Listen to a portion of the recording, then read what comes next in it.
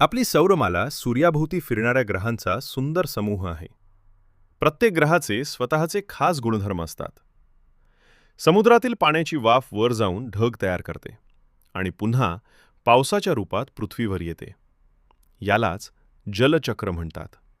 आपण खाल्लेले अन्न पचनसंस्थेतून ऊर्जा बनते.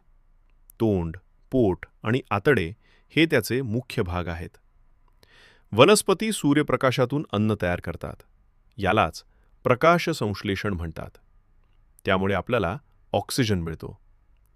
पृथ्वी स्वतःभोवती फिरते म्हणून दिवस आणि रात्र होतात. एक फेरी पूर्ण करायला 24 तास लागतात. भारतातील स्वातंत्र्य संग्रामात अनेक वीरांनी त्याग केला. त्यांच्या प्रयत्नांमुळे देश स्वतंत्र झाला. साधे व्याज मिळवण्यासाठी मूळ रक्कम, व्याजदर आणि कालावधी वापरतात. हे सोपे आणि उपयोगी सूत्र आहे.